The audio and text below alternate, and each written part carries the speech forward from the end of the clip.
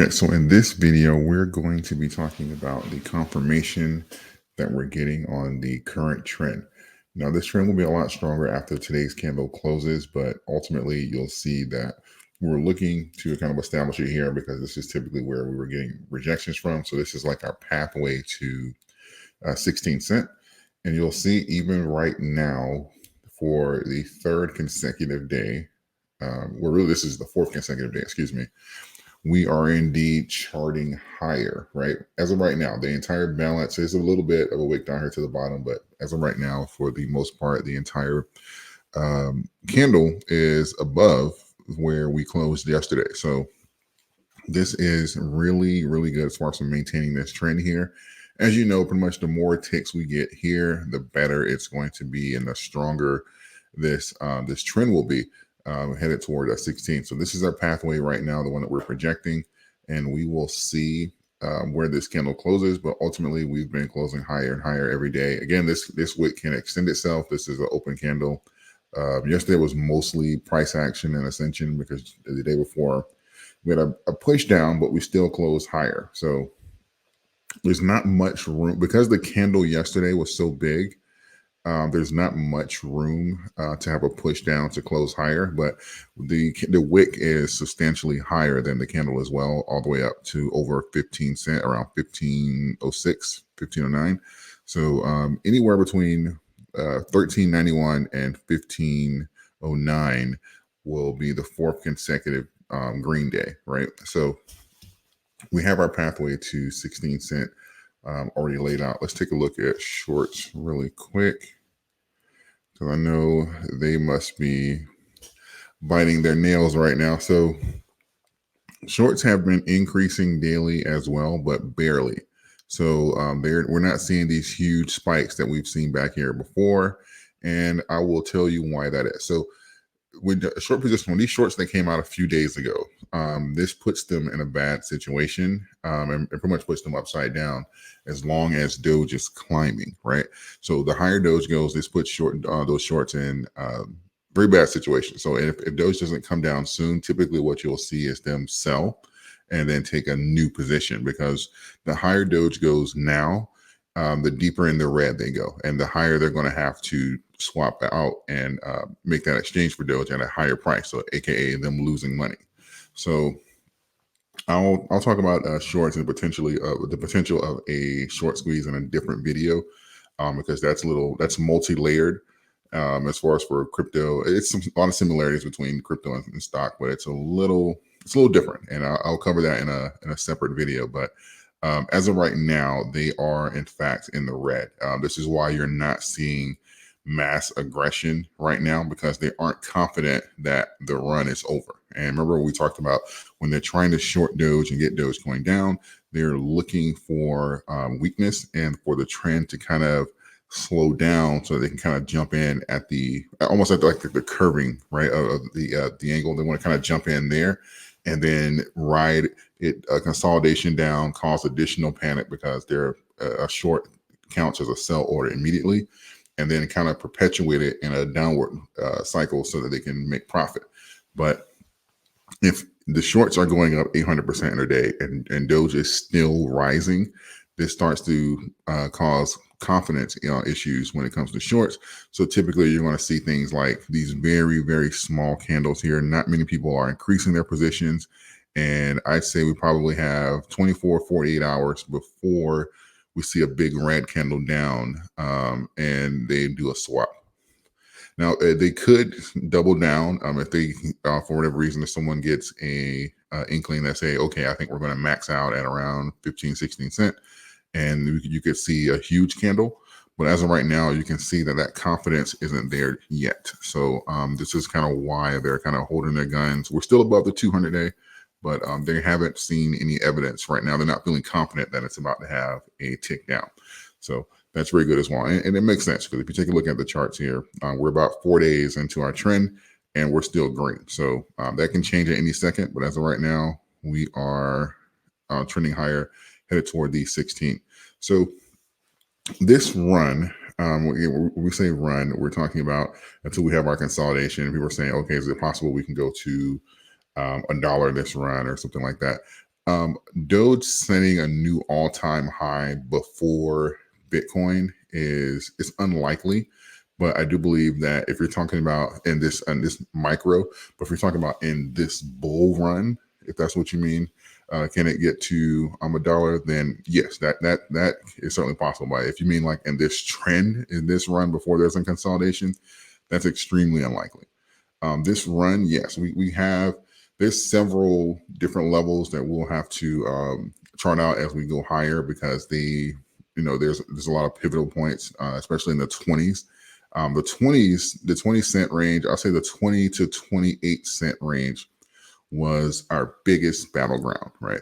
Even when we were, even on the upside initially, before we went much higher than that, and even on the way down, that 20 to 28, that was like the world war of the ranges, like the 40, 30, 50, 60 cent, and all that. Those were gaps, right? But that 20 cent range, that 20, 28 cent range, that was the battleground. And I imagine that's going to be the battleground now when it comes down to people taking profits, shorts, all that kind of stuff. That's going to be the battleground now. Because once you get past that, that's when things just start, flying. It's just, even just based off of that. Because like even after I say maybe like 28 cent, it becomes somewhat difficult to even chart it because the amount of volume that was coming in was so crazy that it was just flying 4 or 5 cent in a day, and just it would have some retracements and then take off again. So that things kind of get a little tricky. But as of right now, we have to kind of account for that time frame of getting through the 20 cent range. I think we'll be able to kind of chart that based off of liquidity coming into the market overall, keeping an eye on Bitcoin, seeing what that spillover is going to be, and we'll be better aligned to kind of get an idea of the strength of that movement. But the trend for 16 is laid out. We'll take a look here because last we checked, Bitcoin was pretty much building out its floor. We'll see. Yep. So same thing. The fourth day for Bitcoin here is it's building out its floor. So we have literally sideways movement, not much capital coming in, not much capital coming out. This is ideal. This is what you want. This is extremely healthy. It's not necessarily going up. It's just trending sideways. This is what you want here. You want a floor here because typically what you'll have, let's say we have this gap down here. It doesn't have to do this for months, but let's say that there's a need for liquidity. People aren't comfortable buying right now. There's something in the macros that causes consumer confidence issues, right? And we say, okay, where's the most likely place for Bitcoin to grab liquidity? It's going to be here, 51,000. That's the most likely place for it to grab liquidity first. And these points are what really bring confidence into the market, for even people buying at the current level. Because right now, let's say this was all green candles, where does that put the next likely place for liquidity? Down here at 43, another $8,000 lower. So when investors, traders, and all that kind of stuff, well, I guess besides the shorters, but when investors and traders see something like this makes them fearful about buying here. But when they see this, they feel more comfortable, especially right now when we start to build out a trend. Actually, this is actually how you get liquidity for the next run because people start to feel comfortable buying at this at this mark right here. This is where the buyers and sellers are agreeing, okay, I want to sell here, I want to take profits here. And this is just a bunch of mutual agreements. Just think about that. A bunch of mutual agreements. No one's dominating right here. The bulls aren't dominating. The bears aren't dominating. It's just a bunch of mutual agreements. So if we compare that to, back over here to Doge, right now, this is just bulls dominating. So at some point, we'll have that consolidation. Like even right now, we can consolidate even here, right, with this small candle and go sideways, and that would not break this trend, right? This is the trend line. So at any time, we can, even if we go up tomorrow, up the next day, we can come down here and grab liquidity and not break trend and continue trend. This is the trend line here. So even if we started trending sideways here, all we're doing is that same thing, because when we have these big gaps, we have to say, okay, where's the next place for liquidity? And that's going to be at around 10.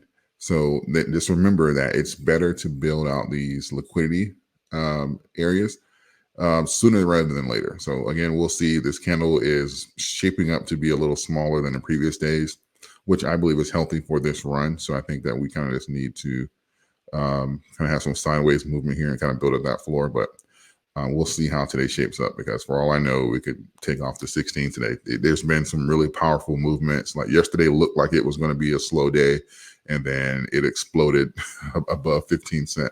So we'll see how today shapes up. But overall, we have this run here, and 16 cent is confirmed, and we have a very strong potential here to go to a dollar this bull run, especially if we're able to get some utility. It's not just all about hype or institutional money coming in, or just like the hopium saying, okay, well, I hope we just beat our previous high, just because that's typically what they do from cycle to cycle. We have an opportunity here to, and I really believe the X payments and things like that are going to be a very big catalyst for it when it comes to removing those excess coins from the liquidity pool. Robinhood right now, I believe, is still the largest holder of Dogecoin. There's not much Dogecoin on the market, so this is one of the reasons why it's easier to have these big spikes, even though Bitcoin is not, because even though there's a block rate of 10,000 coins per minute, because so much of the current pool of coins is not on the market, a lot of those coins that are coming on the market, especially in times like this, are being bought up. So it's not like you're buying older coins from a few years ago. A lot of the coins that's coming on the market is being bought immediately or very soon. So that puts a lot of buying pressure on the asset, which is why we're able to see these big gains compared to some of the other top 10 coins. So that is one of the reasons why this can get parabolic if once we start getting past that 20 cent range. But I'll save that for another video here, and that'll certainly give us a better trajectory on our path to a dollar. So that being said, that is the price update. If you enjoyed this video and you appreciate the charting, factual information, make sure you become a subscriber. We're going to hit 100,000 subs this year, and you can be a part of it. I appreciate all of you, and I will see you guys in the next video.